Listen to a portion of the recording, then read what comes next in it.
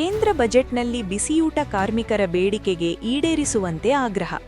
ಕರ್ನಾಟಕ ರಾಜ್ಯ ಸಂಯುಕ್ತ ಅಕ್ಷರ ದಾಸೋಹ ಕಾರ್ಮಿಕರ ಸಂಘದ ವತಿಯಿಂದ ಮುಂಬರುವ ಕೇಂದ್ರ ಬಜೆಟ್ನಲ್ಲಿ ಬಿಸಿಯೂಟ ಕಾರ್ಮಿಕರ ದೀರ್ಘಕಾಲದ ಬೇಡಿಕೆಗಳನ್ನು ಈಡೇರಿಸುವ ಕುರಿತು ಜಿಲ್ಲಾಧಿಕಾರಿ ಮೂಲಕ ಪ್ರಧಾನಮಂತ್ರಿಗಳಿಗೆ ಮನವಿ ಪತ್ರ ಸಲ್ಲಿಸಿದರು. ಕಳೆದ 2 ದಶಕಗಳಿಗಿಂತ ಹೆಚ್ಚು ಕಾಲದಿಂದ ದೇಶದ ಕೋಟ್ಯಾಂತರ ಶಾಲಾ ಮಕ್ಕಳ ಹಸಿವು ನೀಗಿಸಿ ಅಪೌಷ್ಟಿಕತೆ ನಿರ್ಮೂಲನೆ ಮಾಡುವಲ್ಲಿ ಬಿಸಿಯೂಟ ಯೋಜನೆಯ ಪಾತ್ರ ಅತ್ಯಂತ ದೊಡ್ಡದು. ಈ ಯೋಜನೆಯ ಬೆನ್ನೆಲುಬಾಗಿರುವ ಲಕ್ಷಾಂತರ ಬಿಸಿಯೂಟ ಕಾರ್ಮಿಕರು ಅತ್ಯಂತ ಕನಿಷ್ಠ ಗೌರವಧನದಲ್ಲಿ ಸಂಕಷ್ಟದ ಜೀವನ ನಡೆಸುತ್ತಿದ್ದಾರೆ. ಬೆಲೆ ಏರಿಕೆಯ ಈ ಕಾಲದಲ್ಲಿ ಅವರ ಶ್ರಮಕ್ಕೆ ತಕ್ಕ ಪ್ರತಿಫಲ ಸಿಗುತ್ತಿಲ್ಲ. ಆದ್ದರಿಂದ ಬೇಡಿಕೆ ಈಡೇರಿಸುವಂತೆ ಮನವಿ ಪತ್ರ ಸಲ್ಲಿಸಿದರು.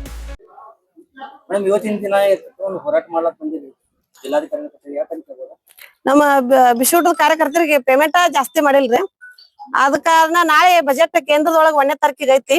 ಇದ್ರೊಳಗ ಪೇಮೆಂಟ್ ಅವ್ರು ಹೆಚ್ಚು ಮಾಡ್ಬೇಕು. ಕೇಂದ್ರದವ್ರು 23 ವರ್ಷ ಆತ ನಾವು ಬಿಸಿಯೂಟ ಇದು ಚಾಲೂ ಆಗಿ ಒಂದ್ ಸಲನು ಕೇಂದ್ರ ಸರ್ಕಾರದ ಪೇಮೆಂಟ್ ಹೆಚ್ಚ ಮಾಡಂಗಿಲ್ಲ. ಒಟ್ಟ ರಾಜ್ಯ ಸರ್ಕಾರದವ್ರು ಮಾಡ್ತಾರ, ಅದು ಸ್ವಲ್ಪ ಹುಡುಗಾಸು 100 200 ಭಿಕ್ಷೆ ಹಾಕ್ದಂಗ ಹಾಕ್ತಾರ. ಇದ್ರೊಳಗ 4700 ಏನ್ ಸಾಲ್ತತಿ? ಬಡಗಿ ಮನೆ ಬಾಡಿಗೆ ಎಲ್ಲಿ ಸಾಲ್ಬೇಕು? ನಮ್ಮ ಮಕ್ಕಳ ವ್ಯವಸ್ಥೆ ಏನಾಗ್ಬೇಕು? ನಮ್ಮದ ಪರಿಸ್ಥಿತಿ ಏನಾಗ್ಬೇಕು? ಇಷ್ಟೇ ಪಗಾರದೊಳಗ ನಾವ್ ಬಿಸಿಯೂಟದವ್ರು ಹೆಂಗ್ ಮಾಡ್ಬೇಕು? ಅದ್ರಾಗ 8 ತಾಸು ಕೆಲಸ ಮಾಡಿಸ್ಕೊಳತ್ರಿ. ಈಗ 4 ತಾಸು 5 ತಾಸು 6 ತಾಸು ಲಾಸ್ಟ್ 8 ತಾಸು ಆಗುದಿಲ್ಲ ಮಾಡೋದು. ಅದು ಸರ್ಕಾರ ಅದೇ 4700 ಅಂದ್ರೆ ನಾವ್ ಹೆಂಗ ಜೀವನ ಮಾಡ್ಬೇಕಿದು? ದಿನನಿತ್ಯ ವಸ್ತುಗಳು ಎಲ್ಲ ಎಷ್ಟು ತುಟ್ಟಿಗ್ಯಾವು. ಎಣ್ಣಿ ರೇಟ್ 200 ರೂಪಾಯಿ ಐತಿ. ಬೆಲ್ಲ ಸಕ್ರಿ ಎಲ್ಲಾ 50 ರೂಪಾಯಿ ಆಗ್ಯದ. ಎಲ್ಲಾ ರೇಟು ದಿನ ಜಾಸ್ತಿ ಆಗತ್ತೈತಿ. ನಮ್ಗ ಅದೇ 4 ಸಾವಿರ ಪಗಾರನ ಅಷ್ಟೇ ಕೂತದ. ಮತ್ ಇನ್ನೊಂದ್ ಶಾಲೆಯೊಳಗ ಮಕ್ಕಳಿಗೆ ಸರಿಯಾಗಿ ಪೌಷ್ಟಿಕ ಆಹಾರ ಇಲ್ಲ. ನಾವು ನಮ್ಮಲ್ಲಿ ಶೌಚಾಲಯಗಳಿಲ್ಲ ಶಾಲೆಯೊಳಗ.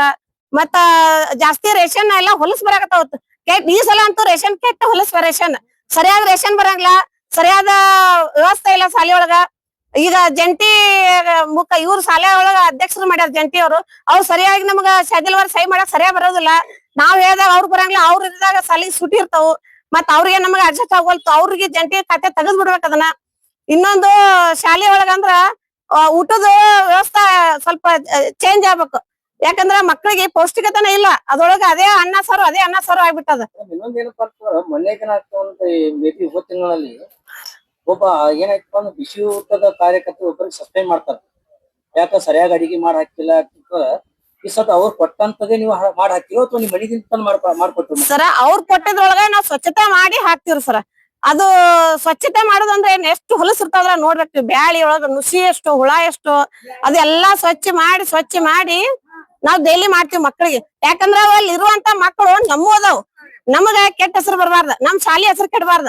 ಅದಕ್ಕೆ ನಾವು ಮಕ್ಕಳಿಗೋಸ್ಕರ ನಾವು ಸ್ವಚ್ಛತೆ ಮಾಡಿ ಅಡಿಗೆ ಮಾಡ್ತೀವ್ರಿ. ಬಿಸಿಯೂಟದ ಒಂದು ಸಿಬ್ಬಂದಿ ಅಮಾನತು ಮಾಡ್ತಾರೆ, ಇದು ಎಷ್ಟು ಸರಿ ಅಂತೀವಿ? ಸರ್ ಅದ್ ಅಮಾನತ್ ಅಂದ್ರ ನಾವು ಅಲ್ಲಿ ಇದು ತಪ್ಪಾಗಿದಂದ್ರ ಅದ್ ಅಮಾನತ್ ಮಾಡ್ಬೇಕು ಸರ್. ಸರ್ಕಾರದ ಸರ್, ಸರ್ಕಾರದವ್ರಿ ಅವ್ರು ಕೊಟ್ಟಿದ್ದ ನಾವ್ ಮಾಡ್ತೀವಲ್ರಿ. ನಾವ್ ಮನೆಯಿಂದ ಏನು ತರಲ್ರಿ.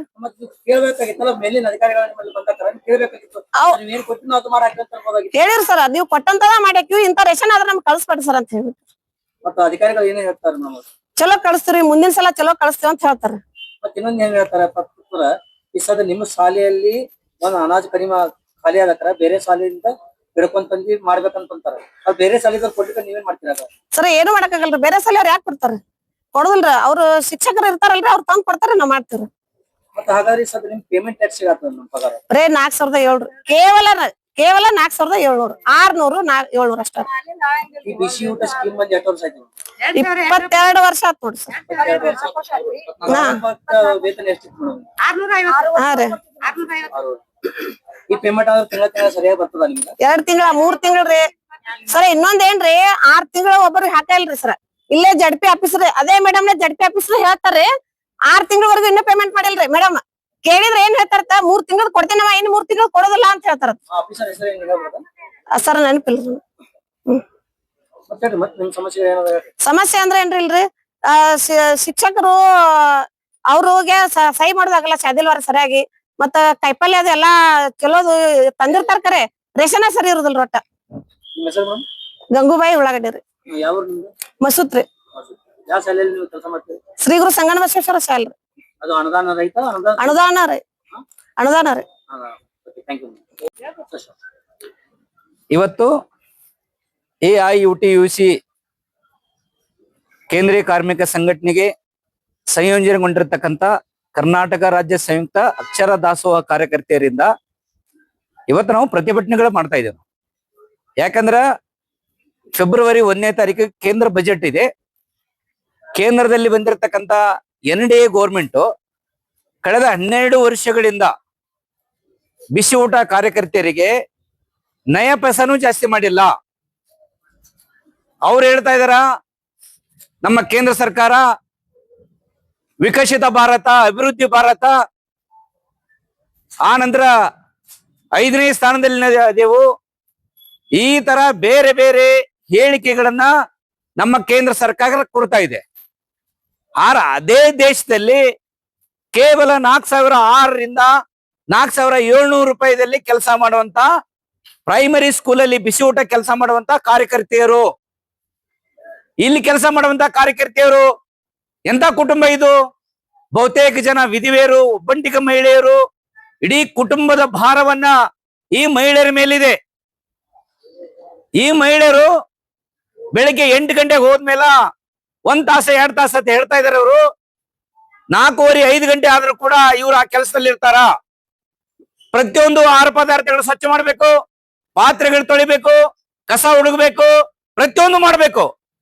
ಆದ್ರೂ ಕೂಡ ಈ ಕಾರ್ಯಕರ್ತೆಯರಿಗೆ ಕನಿಷ್ಠ ವೇತನ ಕೊಡ್ತಾ ಇಲ್ಲ. ಅಂದ್ರೆ ಏನ್ ಅಭಿವೃದ್ಧಿ ಆಗ್ತಾ ಇದೆ ನಮ್ಮ ದೇಶ? ಯಾರ ಅಭಿವೃದ್ಧಿ ಆಗ್ತಾ ಇದೆ ನಮ್ಮ ದೇಶ? ಕಳೆದ 12 ವರ್ಷಗಳಿಂದ ನಮ್ಮ ದೇಶದ ಪ್ರಧಾನಮಂತ್ರಿಗಳು, ಬಿಜೆಪಿ ಸರ್ಕಾರ ಈ ಬಡ ಬಿಸಿ ಊಟ ಕಾರ್ಯಕರ್ತೆಯರಿಗೆ 5 ಪೈಸೆನೂ ಜಾಸ್ತಿ ಮಾಡಿಲ್ಲ. ಅಂದ್ರೆ ಏನ್ ಅಭಿವೃದ್ಧಿ ಸ್ವಾಮಿ? ಯಾರ ಅಭಿವೃದ್ಧಿ ಮಾಡ್ತಾ ಇದ್ದೀರಿ ನೀವು? ತಳಮಟ್ಟದಲ್ಲಿ ಕೆಲಸ ಮಾಡುವಂತವ್ರು, ಮಕ್ಕಳನ್ನ ಪಾಲನೆ ಪೋಷಣೆ ಮಾಡೋರು, ಬಡ ಮಕ್ಕಳನ್ನ ಕುಟುಂಬದ ಜವಾಬ್ದಾರಿಯನ್ನು ಹೊತ್ಕೊಂಡವ್ರು ಇವರು. ಆದ್ರೆ ಇವರಿಗೆ ಕನಿಷ್ಠ ವೇತನ ಕೊಡ್ತಾ ಇಲ್ಲ. ಕನಿಷ್ಠ ವೇತನ ಎಷ್ಟಿದೆ ಸ್ವಾಮಿ? 15,500 ಮ್ಯಾಕ್ ಚಿಲ್ಲರೆ ಇದೆ. ಆ ವೇತನವನ್ನು ಕೊಡ್ಬೇಕು ಇವರಿಗೆ. ಆದ್ರೆ ಸರ್ಕಾರ ನಿಗದಿ ಮಾಡಿರ್ತಕ್ಕಂತ ಶಾಸನಬದ್ಧ ಸೌಕರ್ಯಗಳು, PF ಪ್ರಾವಿಡೆಂಟ್ ಫಂಡ್ ಭವಿಷ್ಯ ನಿಧಿ ಕೊಡ್ತಾ ಇಲ್ಲ ಇವರಿಗೆ, ESI ಕೊಡ್ತಾ ಇಲ್ಲ, ಆರೋಗ್ಯ ಫೆಸಿಲಿಟಿ. ಆದ್ರೆ ಯಾವುದೋ ಮೂಲಭೂತ ಸೌಕರ್ಯಗಳನ್ನು ನೀಡದೇನೆ ಈ ಕಾರ್ಯಕರ್ತೆಯರನ್ನ, ಬಡ ಕಾರ್ಯಕರ್ತೆಯರನ್ನ ಸೇವೆಗೆ ತಗೊಳ್ತಾ ಇದ್ದಾರ. ಆಗ ನಾವು ಸರ್ಕಾರಕ್ಕೆ ಪ್ರಶ್ನೆ ಮಾಡ್ತಾ ಇದ್ದೇವೆ, ಸ್ವಾಮಿ ನಮ್ಮ ದೇಶದಲ್ಲಿ ಏನು ಕೊರತೆ ಇದೆ? ಬಡ ಮಕ್ಕಳನ್ನ, ಬಡ ಶಾಲೆ ಮಕ್ಕಳನ್ನ, ಶಾಲೆಯಿಂದ ದೂರ ಉಳಿದಿರ್ತಕ್ಕಂಥ ಮಕ್ಕಳನ್ನ ಶಾಲೆಗೆ ತರಬೇಕಂತ ಉದ್ದೇಶದಿಂದ ನೀವು ಬಿಸಿ ಊಟ ತಗೊಂಡ್ಬಂದಿದ್ದೀರಿ. ಆ ಶಾಲೆಗೆ ಬಂದಿರುವಂತ ಮಕ್ಕಳನ್ನ ಪಾಲನೆ ಪೋಷಣೆ ಚೆನ್ನಾಗಿ ಮಾಡುವಂತ ಕಾರ್ಯಕರ್ತೆಯರಿಗೆ ನೀವು ಕನಿಷ್ಠ ವೇತನ ಕೊಡಕ್ ಆಗಲ್ಲ ಅಂದ್ರೆ ಏನು ನಿಮ್ಮ ಕೆಲಸ ಏನು? ಆದ್ರೆ ಇದೇ ಸರ್ಕಾರ, ಇದೇ ನಮ್ಮ ಮಂತ್ರಿ ಮಹೋದಯರು, ಕೇಂದ್ರ ಸರ್ಕಾರದ ಮಂತ್ರಿಗಳು, MP ಗಳು ಕಳೆದ 5-6 ಬಾರಿ ತಮ್ಮ ಪೇಮೆಂಟ್ ಜಾಸ್ತಿ ಮಾಡ್ಕೊಂಡಿದಾರ. ನಿಮ್ಮ ಪೇಮೆಂಟ್ ಜಾಸ್ತಿ ಮಾಡ್ಕೊತಾ ಇದ್ದೀರಿ. 100 ಕೋಟಿ ಹೊಡೆಯರು, 1000 ಕೋಟಿ ಹೊಡೆಯರು ನೀವೆಲ್ಲ. ಆದ್ರೆ ಯಾವುದು ಪಾರ್ಲಿಮೆಂಟ್ ಅಲ್ಲಿ ಚರ್ಚೆ ಮಾಡಲಾರ್ದ್ರೆ, ಏನು ಚರ್ಚೆ ಆಗಲಾರ್ದ್ರೆ ನಿಮ್ ಪಗಾರ ಜಾಸ್ತಿ ಮಾಡ್ಕೊತಾ ಇದೀರಿ. ನಿಮ್ಮ ಫೋನ್ ಬಿಲ್ ಜಾಸ್ತಿ ಮಾಡ್ತಾ ಇದೀರಿ, ಮನೆ ಬಾಡಿಗೆ ಜಾಸ್ತಿ ಮಾಡ್ಕೊತಾ ಇದೀರಿ, ನಿಮ್ಮ ಪೆಟ್ರೋಲ್ ಡೀಸೆಲ್ ಬೆಲೆ ಜಾಸ್ತಿ ಮಾಡ್ಕೊತಾ ಇದೀರಿ, ನಿಮ್ ಕಾರಿಗೆ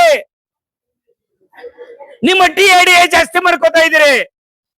ಆದ್ರೆ ಈ ದೇಶದಲ್ಲಿ ಬಹಳ ಕನಿಷ್ಠ ಪಗಾರದಲ್ಲಿ ಕೆಲಸ ಮಾಡುವಂತ ಬಿಸಿ ಊಟ ಕಾರ್ಯಕರ್ತರಿಗೆ ನಿಮ್ಗೆ ಕಣ್ಣಿ ಕಾಣಲ್ವೋ? ಏನ್ ಅಭಿವೃದ್ಧಿ ನಿಮ್ದು? ಅಂತಾರಾಷ್ಟ್ರೀಯ ಮಟ್ಟದಲ್ಲಿ ಏನ್ ಅಭಿವೃದ್ಧಿ ಆಗಿದೆ ನಿಮ್ದು? ಸ್ನೇಹಿತರೆ, ನಾವು ಇಡೀ AIUTUC ಇಂದ ಇಡೀ ರಾಜ್ಯದಲ್ಲಿ ಎಲ್ಲಾ ಕಡೆ ಜಿಲ್ಲಾಧಿಕಾರಿಗಳ ಕಚೇರಿ ಮುಂದುಗಡೆ ನಾವು ಸಾಂಕೇತಿಕ ಪ್ರತಿಭಟನೆ ಮಾಡಿ ಮನವಿ ಪತ್ರ ಸಲ್ಲಿಸ್ತಾ ಇದ್ದೇವೆ ನಾವು ಮಾನ್ಯ ಪ್ರಧಾನಮಂತ್ರಿಗಳಿಗೆ.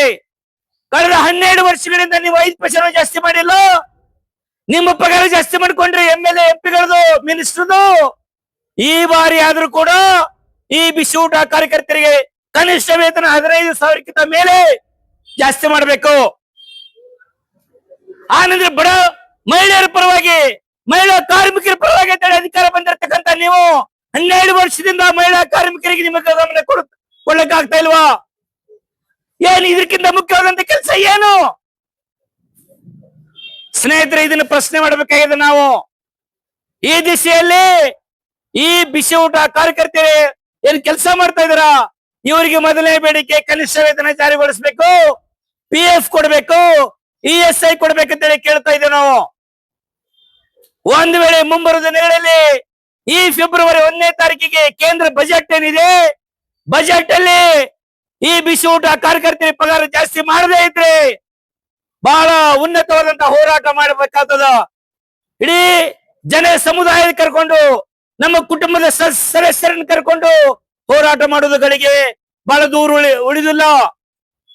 ಇದು ಒಂದು ಎಚ್ಚರಿಕೆ ಕೊಡ್ತಾ ಕೇಂದ್ರ ಸರ್ಕಾರಕ್ಕೆ ಈ ಬಜೆಟ್ ಅಲ್ಲಿ ಬಿಸಿ ಊಟ ಕಾರ್ಯಕರ್ತರ ಪಗಾರ ಜಾಸ್ತಿ ಮಾಡಬೇಕು, ಅವರಿಗೆ ಬೇಕಾದಂತಹ ಶಾಸನಬದ್ಧ ಸೌಕರ್ಯಗಳನ್ನೆಲ್ಲ ಕೊಡಬೇಕಂತ ಹೇಳಿ ಕೇಳ್ತಾ ಇದ್ದೇವೆ ನಾವು.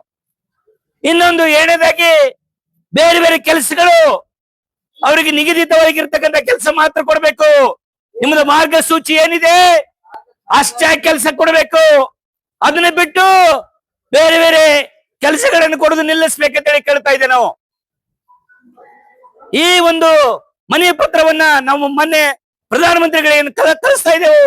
ಆದಷ್ಟು ಶೀಘ್ರದಲ್ಲೇನೆ ಬಜೆಟ್ ಅಲ್ಲಿ ಇವ್ರ ಪಗಾರ ಜಾಸ್ತಿ ಮಾಡ್ಬೇಕಂತ ಹೇಳಿ ಆಗ್ರಹಿಸ್ತಾ ಇದ್ದೇವೆ ನಾವು. ಒಂದ್ ವೇಳೆ ಪಗಾರ ಜಾಸ್ತಿ ಆಗ್ಲಿಕ್ಕೆ ಮುಂದೆ ಮಾಡ್ತೀವಿ. ಮುಂಬರುವ ದಿನಗಳಲ್ಲಿ ನಮ್ಮ ಕುಟುಂಬದ ಸದಸ್ಯರು ಮತ್ತು ನಮ್ಮ ಸಮುದಾಯದ ನಮ್ಮ ಬಡಾವಣೆಯಲ್ಲಿರ್ತಕ್ಕಂಥ ಜನಗಳನ್ನು ಕರ್ಕೊಂಡು ಅವ್ರನ್ನೆಲ್ಲ ಕರ್ಕೊಂಡು ಹೋರಾಟಗಳು ಮಾಡ್ತಾ ಇದ್ದೇವೆ ನಾವು. ಉಗ್ರ ಹೋರಾಟಕ್ಕೆ ನಾವು ಹಿಡಿತಾ ಇದ್ದೆವು. ತಮ್ಮ ಹೆಸರು? ನನ್ನ ಹೆಸರು ಮಲ್ಲಿಕಾರ್ಜುನ್ ಅಂತ, AIUTUC ಜಿಲ್ಲಾ ಅಧ್ಯಕ್ಷರು, ಕರ್ನಾಟಕ ರಾಜ್ಯ ಸಂಯುಕ್ತ ಅಕ್ಷರ ದಾಸೋಹ ಕಾರ್ಯಕರ್ತೆಯರ ಸಂಘದ ರಾಜ್ಯ ಸಂಚಾಲಕರು. Thank you, sir. ಕೇಂದ್ರೀಯ ಕಾರ್ಮಿಕ ಸಂಘಟನೆಗೆ ಈ ಕರ್ನಾಟಕ ರಾಜ್ಯ ಸಂಯುಕ್ತ ಅಕ್ಷರ ದಾಸೋಹ ಕಾರ್ಯಕರ್ತೆಯರ ಸಂಘ ಬಿಸಿ ಊಟದಲ್ಲಿ ಕೆಲಸ ಮಾಡುವಂತ ಇವರಿಗೆ ಕನಿಷ್ಠ ವೇತನನೂ ಇಲ್ಲ ಸರ್. ಕನಿಷ್ಠ ವೇತನ 15,000 ಮ್ಯಾಗ ಚಿಲ್ಲರೆ ಇದ್ದೇರಿ. ಬಟ್ ಈಗ ಇವ್ರು ಸಿಗ್ತಾ ಇರೋದು 4,600 4,700 ಇಷ್ಟು ಸಿಗ್ತಾ ಇದೆ. ಇವರಿಗೆ PF ಇಲ್ಲ, ESI ಇಲ್ಲ.